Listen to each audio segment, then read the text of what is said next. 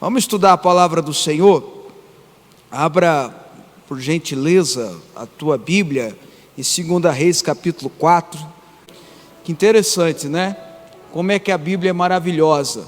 2 Reis capítulo 4 fala sobre 2 milagres executados através de Eliseu, do profeta Eliseu. Uma na vida de uma mulher pobre e abandonada, desamparada, e a outra na vida de uma mulher rica, abastada, uma mulher cheia de posses, casada, enfim. Ou seja, Deus é Deus de milagres para todo tipo de pessoa. Deus é Deus de resposta para todo tipo de pessoa. Deus é Deus que age por meio de todas as coisas para todo tipo de pessoa. Quem pode glorificar a Deus por isso aí? Amém? Mas eu vou ler a partir do verso 15, contando a história dessa mulher. Essa mulher que a Bíblia, como eu disse, mulher de Sunem, que a Bíblia fala que era uma mulher rica, que tinha muitas posses, e ela via e recebia sempre o profeta Eliseu, quando o profeta Eliseu passava perto da sua casa.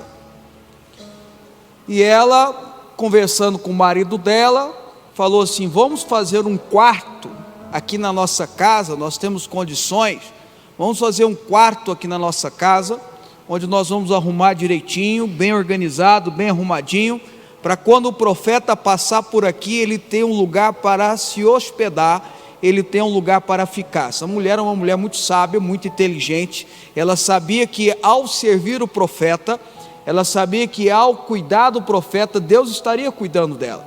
A Bíblia diz, Jesus ensinou isso, que aquele que serve o profeta, na condição do profeta, recebe galardão de profeta. Você pode até não ser um pregador missionário, um pregador do evangelho, um apóstolo, um bispo, uma pessoa, um homem ou uma grande mulher de Deus que realmente foi separado por Deus para uma obra. Mas se você serve essas pessoas, se de alguma forma você honra essas pessoas na condição de profeta, o galardão que elas recebem é o mesmo galardão que você vai receber. Você tem noção do que é isso? Vou repetir, porque talvez você não tenha. Você não precisa ser um missionário para ir pregar lá no meio de indígenas, ou de africanos, ou de onde precisa que a mensagem do evangelho chega, que a mensagem do evangelho alcança, ou no meio dos islâmicos, ou enfim, na Índia. Se você serve esses missionários, mesmo que você não esteja lá, se você contribui ofertando, orando por eles, abençoando a vida deles, o galardão que vai ser da vida deles, que estão lá, enfrentando o perigo para pregar o evangelho, será o mesmo galardão que você vai receber. É bíblico, é Jesus que ensinou, e ela sabia disso. E ao saber disso, ela faz lá um quarto para o profeta. E um dia o profeta já estava pertinho do final da vida dele, já era um senhor, passa pela casa dela e fala: olha, agora tem um quarto para você ficar hospedado. Eliseu sobe, deita na cama, chama Geazi, o servo dele, e diz assim: vai lá, o que essa mulher está, melhor dizendo, o que essa mulher está precisando? Pergunta para ela. Geazi vai lá e pergunta para ela. Ela fala: não, eu sou amiga do rei, eu sou amiga do comandante, eu sou conhecida do rei, eu tenho dinheiro, eu não estou precisando nada. Geazi volta e conta isso para Eliseu: mas será que não tem como a gente fazer nada por essa mulher? E Geazi lembra Eliseu que ela já era uma senhora, o marido já era um senhor e eles não tinham filhos. E aí acontece isso aqui, a partir do verso 15. Disse Eliseu: chame-a. Chamando-a, ela se pôs à porta do quarto. Disse-lhe o profeta: por esse tempo, daqui 1 ano, abraçarás um filho. Ela disse: não, meu senhor, homem de Deus, não minta a tua serva. Verso 17: concebeu a mulher e deu à luz a um filho no tempo determinado, quando fez 1 ano, segundo Eliseu lhe dissera. Verso 18: tendo crescido o menino, saiu certo dia a ter com seu pai, que estava com os segadores, estava plantando, né? Disse a seu pai: ai, a minha cabeça. Então o pai disse ao seu moço: leve a sua mãe. Ele o tomou e o levou à sua mãe, sobre cujos joelhos ficou sentado até o meio-dia e morreu. Essa mulher de Deus, só um pause, essa mulher de Deus, que Deus tinha agraciado ela com um milagre, que Deus tinha agraciado ela trazendo um filho na sua velhice, agora perde essa criança com uma doença que a Bíblia registra que veio de uma dor de cabeça. Olha o que continua dizendo a Bíblia aí, verso 21, subiu ela e o deitou sobre a cama do homem de Deus, fechou a porta e saiu, chamou o seu marido e lhe disse, manda-me um dos moços e uma das jumentas, para que eu corra ao homem de Deus e volte. Perguntou o marido, por que vai a ele hoje? Não é dia de festa de lua nova, nem sábado. Ela diz, não faz mal.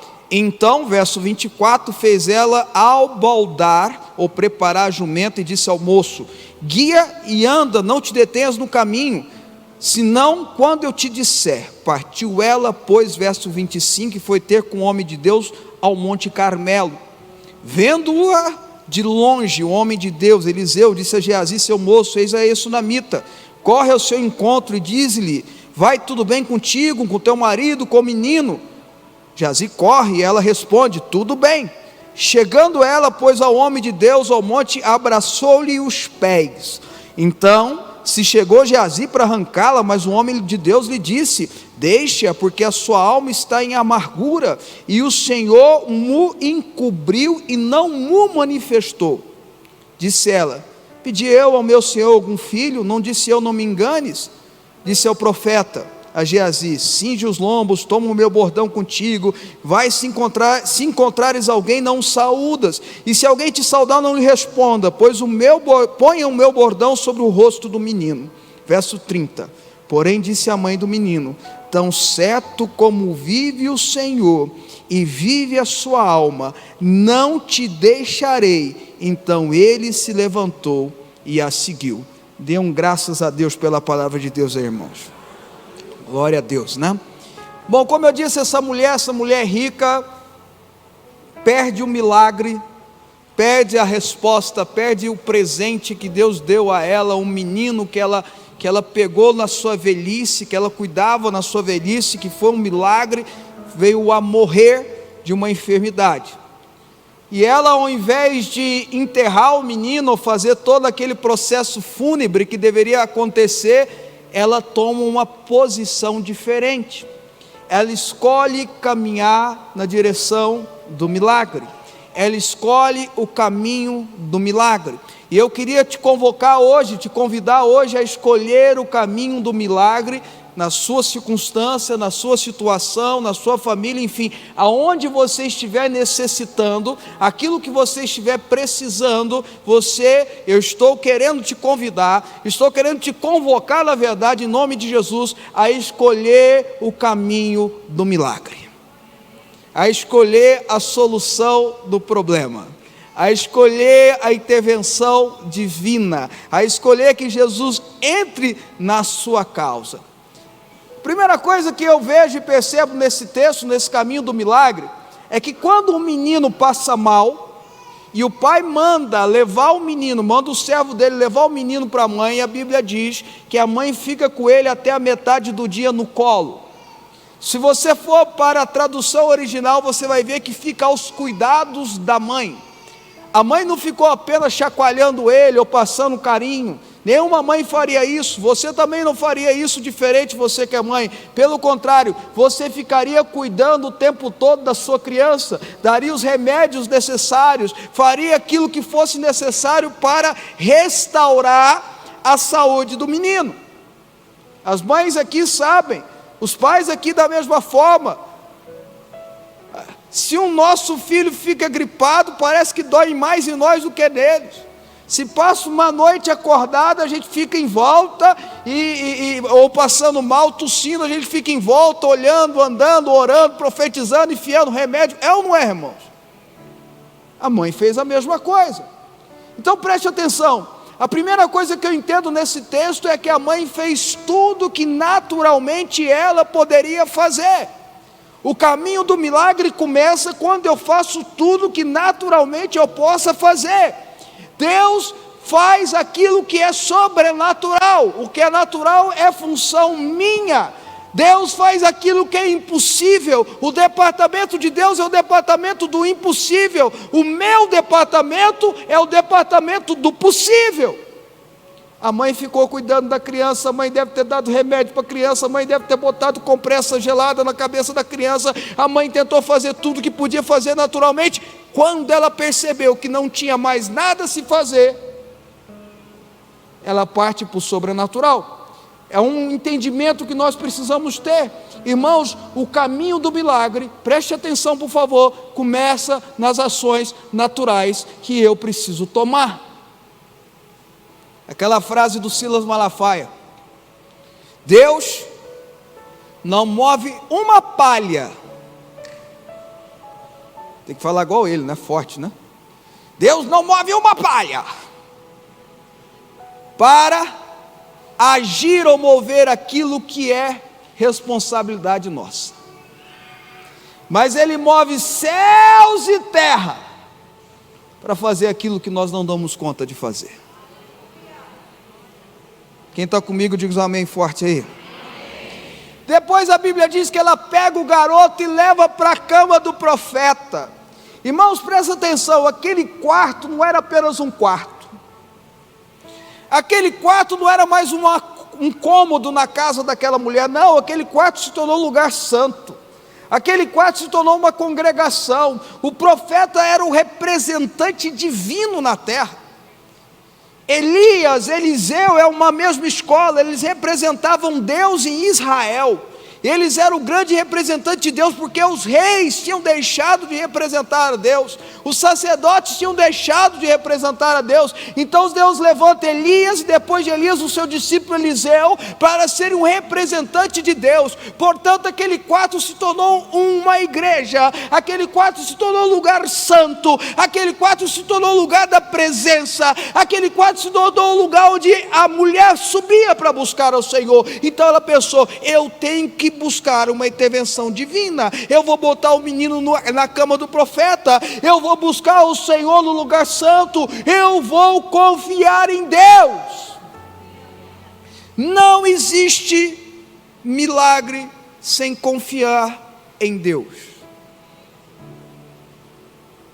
Não existe milagres sem a confiança em Deus. Se você necessita de um milagre, você precisa aprender a confiar no Senhor.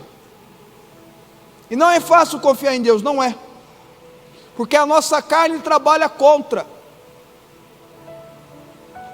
A gente quer confiar em Deus pela metade. Confiar em Deus tem que ser uma entrega por completo, tem que ser inteiro. Não pode ser pela metade. Eu não posso negociar com Deus uma parte só da minha vida na mão dEle. Que isso, bispo Fábio, você está enganado, confiar em Deus é fácil, o problema é que com Deus você confia 100% ou não tem jeito. Você não pode falar para Deus intrometer em todas as áreas da sua vida, menos nos seus negócios. Você não pode chegar para Deus e falar: Deus, intromete em tudo menos no meu casamento, porque no meu casamento ninguém mete a colher. Você não pode fazer isso. Com Deus ou é 100% ou é 100%. Eu estou te dando uma palavra hoje, meu irmão, eu estou te dando uma palavra hoje, minha irmã. Mude a sua vida e comece a confiar 100% em Deus. Foi o que a moça fez, a sunamita, a senhora, né, não era moça, botou o menino na cama do profeta. Não enterre, não faça nada. Eu fico pensando o que o marido dela pensou, porque o marido dela sabia que tinha morrido. Ela vai lá e manda põe o menino na cama e fala: não toquem nele, eu vou atrás do profeta. O marido até assustou, mas hoje não é festa, não é lua nova, você não tem que fazer sacrifício nenhum, você não precisa se apresentar no templo ou na arca. Por que você está indo atrás do profeta hoje? Arruma a jumenta, chama alguém para ir comigo, só isso. Não, a Bíblia não fala, mas é só você imaginar um pouco, tem lógica do que eu estou dizendo. Não tira o menino do quarto, eu estou indo no caminho do meu milagre. E a Bíblia diz que ela sai com o seu servo e de repente ela encontra o profeta Eliseu no Monte Carmelo. Se você for para a tradução de Monte Carmelo, quer dizer jardim de pomar, ou pomar cheio de frutas, enfim. Esse é o significado do Carmelo. Entretanto, quando você vai para os textos bíblicos que falam sobre o Monte Carmelo, a gente vê que é o lugar do confronto espiritual. Monte Carmelo é onde Elias enfrentou os profetas de Baal. Quando você sobe no Monte Carmelo, se você for a Israel, eu já estive lá 2 vezes, no Monte Carmelo 2 vezes, você olha, tem um vale grande, enorme, que você vê do Monte Carmelo. Esse vale chama Vale do Megido, ou Megido, é onde a Bíblia fala que vai acontecer a guerra ou a batalha do Armagedon. O Monte Carmelo é o monte do confronto espiritual. O Monte Carmelo é o monte da guerra espiritual. Milagres só acontecem, respostas só vêm, intervenção de Deus só vem quando eu me disponho a ir para um confronto espiritual. E as armas da minha milícia não são carnais, e sim espirituais. As armas que eu uso é o capacete da salvação, é meu joelho no chão, é a minha voz em oração, é a batalha espiritual, não é natural, porque os meus inimigos não é carne ou sangue, mas sim principados, potestades, dominadores deste mundo tenebroso e que agem na região da maldade. Eu tenho que entender que existe um confronto espiritual, meu irmão. Sabe de onde inventamos a campanha de Daniel, que é 21 dias de jejum e oração? Sabe por que usamos 21 dias de jejum e oração? Eu vou te contar aqui o que a Bíblia diz. A Bíblia diz que Daniel se dispôs a buscar o Senhor. E quando o anjo chega para ele, 21 dias depois, dando a resposta para ele, 21 dias depois, o anjo explicou que quando ele começou a buscar, ele recebeu a ordem para levar a bênção de Daniel no mesmo dia. Mas o espírito maligno que reinava sobre a Pérsia, está lá em Daniel isso, resistiu durante 21 dias. A resposta foi liberada no primeiro dia. Por quê? A Bíblia diz que eu e você temos nas regiões celestiais o sim e o amém que vem de Deus. Você entendeu, irmão? Quando você busca pela graça do Senhor, quando você busca algo em nome de Jesus, eu e você temos o sim e o amém nas regiões celestiais. Mas para que a bênção chegue, há resistência. Por isso que nós precisamos ir ao Monte Carmelo. Por isso que nós precisamos guerrear para que a resistência caia. Daniel orou de manhã, à tarde e à noite, que era 3 vezes no dia que ele orava. Orou de manhã, à tarde e à noite, orou de manhã, à tarde e à noite, durante 21 dias, de repente um anjo aparece, 21 dias depois, está aqui a resposta, mais ou menos assim, desculpa a demora, tinha um congestionamento maligno aí que eu tinha que enfrentar. Vocês estão entendendo comigo aqui que eu estou dizendo, irmãos? Então não adianta, caminho de milagre, escuta, caminho de milagre é caminho de guerra espiritual. Caminho de milagre é caminho de confronto espiritual. Eu estou precisando de um milagre na minha saúde, dobra o teu joelho e vai orar.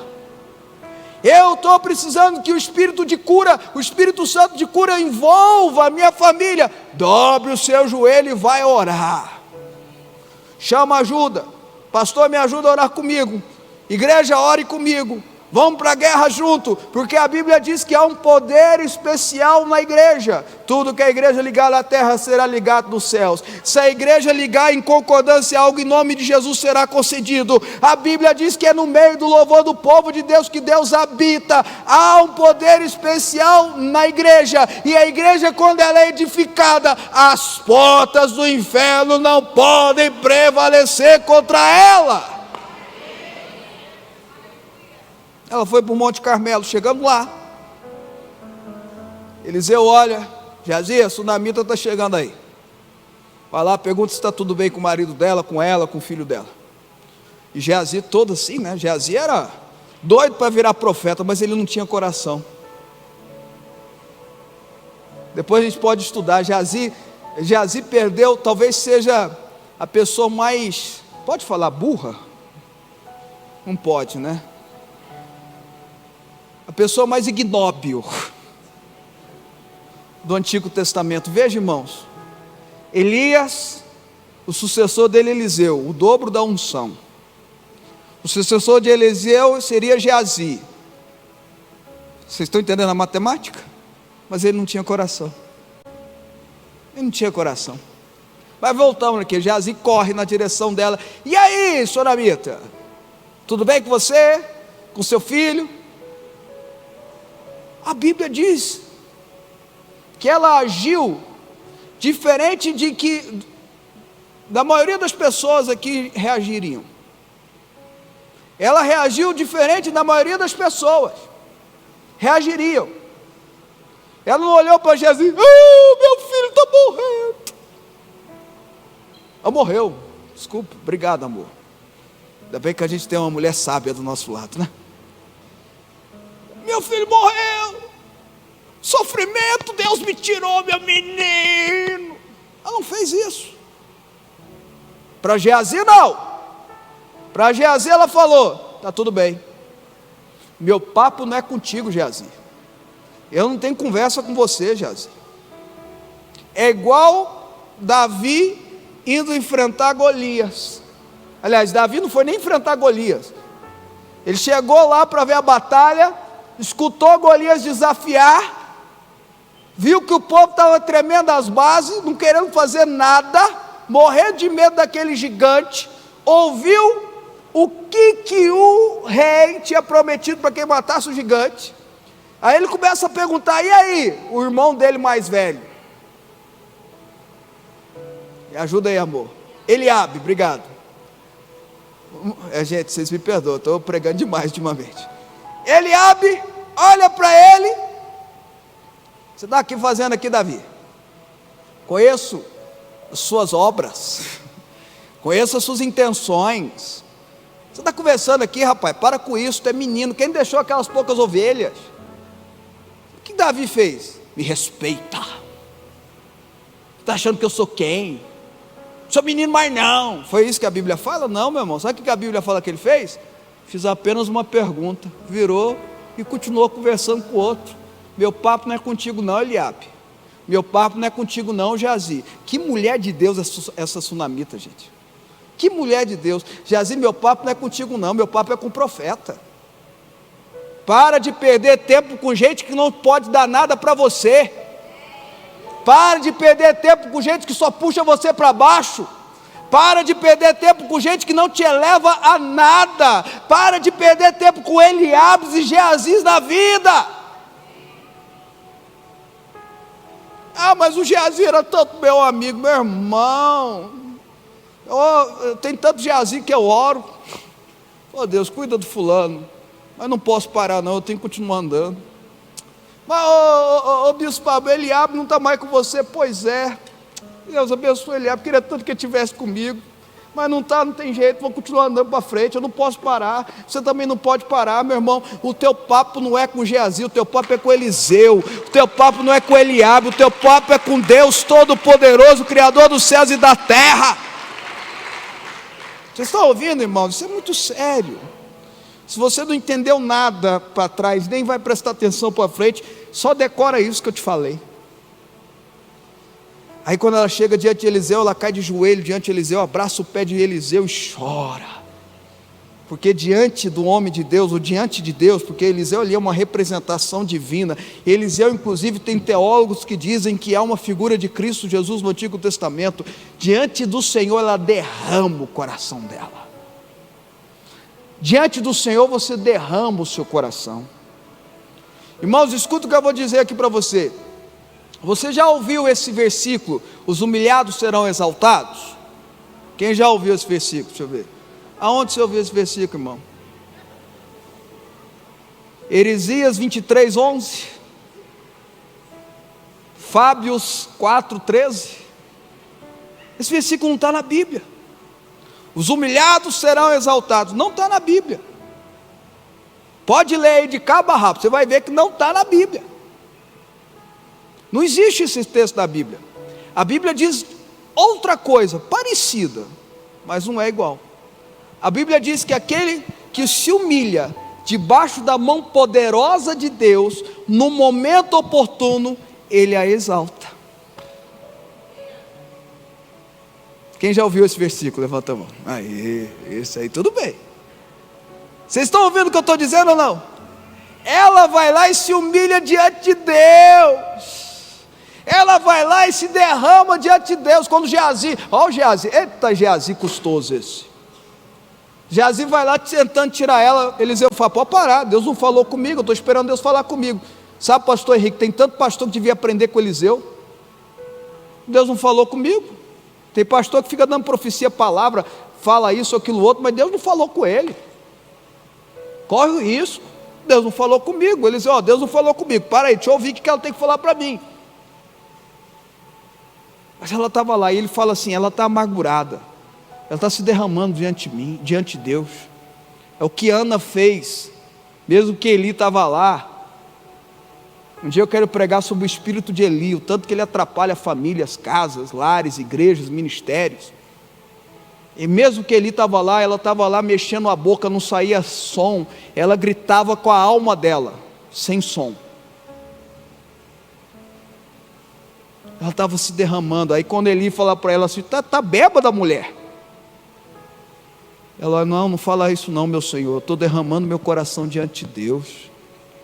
Caminho do milagre passa por derramar a alma diante de Deus. Aquele que se humilha debaixo da mão poderosa de Deus, Ele no momento oportuno, Ele exalta. Quem está comigo dá um amém forte aí, vai. Eliseu manda Geazi ir na frente. E olha que coisa interessante, Eliseu tinha uma autoridade espiritual tão forte, tão poderosa, que quando ele fazia isso, o milagre acontecia. Isso aqui não é descaso do profeta não, irmão, vocês vão entender aqui agora. Quando Naamã chega na porta da casa de Eliseu, Eliseu não sai para receber, ele manda o servo dele lá, fala, olha, vai lá e manda ele mergulhar 7 vezes no Jordão. Não é descaso não, é que Eliseu tinha autoridade para isso. Eliseu falava e as coisas aconteciam. Não era descaso. Eliseu fala, Geazi, pega meu cajado e leva na frente. A mulher olha para ele, e aí o que eu queria que você entendesse aqui no verso 30, verso 30, porém disse a mãe do menino, interessante, até aqui era sunamita, nesse verso 30, nesses detalhes maravilhosos que a Bíblia revela, diz, porém disse a mãe do menino, porém disse uma mãe desesperada, porém disse uma mãe aflita, porém disse uma mãe que está vendo o filho no hospital e não sabe o que faz, porém disse uma mãe que está vendo o filho vivo, mas morto por causa de vícios, por causa de coisas erradas. E aqui a gente pode mudar para porém disse o marido que quer restaurar o casamento, ou a esposa que quer que o marido volte para casa. Porém disse o irmão que ora pela conversão dos seus outros irmãos. Porém disse o desesperado financeiro que precisa de uma intervenção. Tão certo como vive o Senhor e vive a tua alma, não te deixarei. E então ele se levantou e a seguiu. Veja, irmãos, ela constrangeu o profeta. Você não está entendendo? Eu não vou te deixar ir.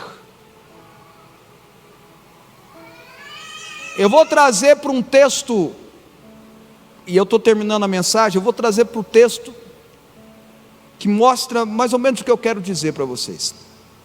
A Bíblia diz que Jacó, morrendo de medo, que seu irmão Esaú, morrendo de raiva dele, morrendo de raiva, Jacó tinha pegado tudo que era de Esaú, e aí alguém pergunta às vezes para mim, por que Deus deixou? Porque Esaú tinha desprezado, Esaú desprezou o direito de primogenitura, por isso que Deus permitiu que Jacó pegasse o que era dele. Mas isso é uma mensagem para outro dia. A Bíblia diz que Esaú pega 400 homens para matá-lo, e ele estava cheio de adolescente, jovenzinhos e criança, suas mulheres, só isso. E 400 homens vindo a cavalo para matá-lo, para destruí-lo, de raiva, comandado por Esaú. A Bíblia diz que Jacó pensa numa estratégia, manda todo mundo passar dentro daquela estratégia de dividir o seu povo, passar o val do Jaboque, passar um riacho, ficar todo mundo lá e ele fica só. E a Bíblia diz que quando ele fica só, lutava com ele um homem. E equivocadamente a gente fala que é um anjo. Tem até música de Eliseu Gomes, né? Jacó segurou o anjo, agarrou o anjo. Pelo contrário, aquela é uma das mais maravilhosas teofonias de Cristo Jesus no Novo Testamento. Era Jesus que estava lá. E a Bíblia diz que o homem lutava com Jacó. E o homem deixou Jacó prevalecer na luta, porque era só uma palavra, Jacó era dizimado. E segurava e tal, e o homem queria ir embora, queria se soltar, e Jacó segurava ele, e o homem queria soltar, e Jacó segurava ele. Aí o homem falou assim: ó, já está raiando o dia, deixa eu ir embora. Então ele lutou a noite inteira, presta atenção, irmãos, lutou a noite inteira, madrugada toda, quando o sol estava começando a raiar, o homem olha para ele e fala: deixa eu ir. Jacó já sabia quem era, Jacó já tinha ouvido Abraão, Isaac falar com ele. Abraão, seu avô, Isaac, seu pai. Jacó já tinha visto, numa visão, no sono, Deus Pai em cima de uma escada, anjos descendo e subindo. Jacó já tinha tido essa visão e ter colocado o nome do lugar lá de Betel e depois Peniel, porque era a casa de Deus ali, aquele lugar santo, sagrado. Então ele sabia o que era aquela presença santa. Ele olha: não te deixarei se tu não me abençoares. Eu fico imaginando, é uma imaginação, o homem, Jesus, olhando para ele e sorrindo. Qual é o seu nome? Jacó. Não, não é Jacó. A partir de hoje é Israel. Essa é a minha bênção para você. Você, Jacó quer dizer usurpador, Jacó quer dizer malandro, Jacó quer dizer alguém que rouba as coisas dos outros. Não, a partir de agora tu és Israel, porque lutastes com o homem e com Deus e prevaleceste. Essa é a minha bênção para você. Presta atenção no que eu estou querendo dizer para você aqui, meu irmão e minha irmã. O segredo de um milagre, o segredo da resposta está na perseverança. Eu não vou soltar até o Senhor me abençoar. Eu vou orar até a cura ser completa. Eu vou orar até receber alta e ir para casa. Eu vou orar até o casamento ser restaurado. Não é qualquer restauração, não, é até virar dois pombinhos apaixonados. Eu vou segurar e vou orar, e vou de madrugada, e vou guerrear, e vou perseverar na oração, até o Senhor me abençoar, até o Senhor me responder. Sabe, irmãos, faltando 2 minutos para acabar, mas eu acho que eu termino até antes. Jesus contou 2 parábolas sobre a importância de orar, e as 2 parábolas que ele contou falam sobre perseverança. A viúva que importunou o juiz até o juiz responder ela, e o vizinho, que até a parábola ele chama de vizinho inoportuno, que bateu na porta até o vizinho dele atender ele de madrugada. Jesus estava ensinando: persevera, persevera. Estou te dando uma palavra de Deus hoje em nome de Jesus. Persevera, persevera, continua, continua, continua. Não deixa o Senhor ir antes dele te abençoar. Persevera, persevera. Joelho no chão, boca no pó, mãos levantadas. Persevera, persevera, persevera, até Jacó deixar de ser Jacó e se tornar Israel. Bom, a Bíblia diz, você depois pode estudar na sua casa, que um menino, Eliseu chega na casa, fecha a porta do quarto, ora com o menino, deita sobre ele, e o menino acorda e espirra 7 vezes. Deus responde a Eliseu e ele manda restituir para a mãe dele. O milagre aconteceu. Essa mulher é tão mulher de Deus, irmãos, que a Bíblia conta que depois de muito tempo, o rei chama o servo de Eliseu para contar, para o rei ficar sabendo, antes de Eliseu morrer, que conta as coisas maravilhosas que Eliseu fez. E ele conta essa história, ele conta essa passagem. Olha, Eliseu ressuscitou um menino que estava morto. Você está brincando comigo? Sério? E essa sunamita, a Bíblia diz que ela tinha ficado viúva, ela saiu da terra, porque a terra virou uma grande escassez, muita fome. Ela foi buscar um outro lugar, e ela volta sozinha, já viúva, talvez o filho já casado, não sei, a Bíblia não conta, e ela marca uma audiência com o rei, no dia que o rei estava ouvindo essa história, e ela entra na sala do rei, e o servo está contando, e é Eliseu, você está brincando que Eliseu ressuscitou o menino. Uai, rei, é aquela mulher ali, ó.